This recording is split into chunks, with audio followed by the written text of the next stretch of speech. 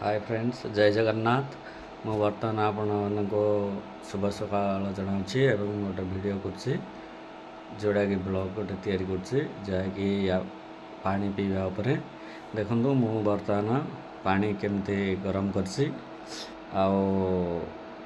देखु ये मो एथरे पानी गरम करसी गरम पानी पीछे जेहेतु बर्तमान ठंडा दिन ठंडा खास जर समस्त लगी रही ठंडा पानी पीले निश्चित भाव में ज्वर हम कोल्ड अच्छी पानी तेणुक ठंडा पानी की बर्तमान जस्ट हट कर ज़्यादा हट करिया दरकार नहीं आ प्लास्टिक बोतल भी व्यवहार करनी बर्तमान स्टेनलेस स्टील बोतल रखी ये बोतल गुड़ाक मु पानी फुल करी जहाँकि प्राय 12-13 घंटा पर्यंत गरम हो प्लास्टिक जमार व्यवहार करूँ ना कहीं प्लास्टिक बोतल जो आम गरम पानी रखुचे प्लास्टिक भी किसी तरले आ जिते अधिक दाम आम प्लास्टिक किणुचे नरम प्लास्टिक से गरम पड़ा मात्र सागे सागे से गुड़ाक तरली जाए तरलिकी किसी मिलीग्राम आम शरीर भितर जाए जो कि आम विभिन्न प्रकार रोगर आशंका रही है बोतल व्यवहार करूँ नरम पानी बा उषुम पानी बा नख उषुम पानी बोली कहते व्यवहार करूँ आउ सुस्थ रुहतु। जय जगन्नाथ। मु आपणों सहित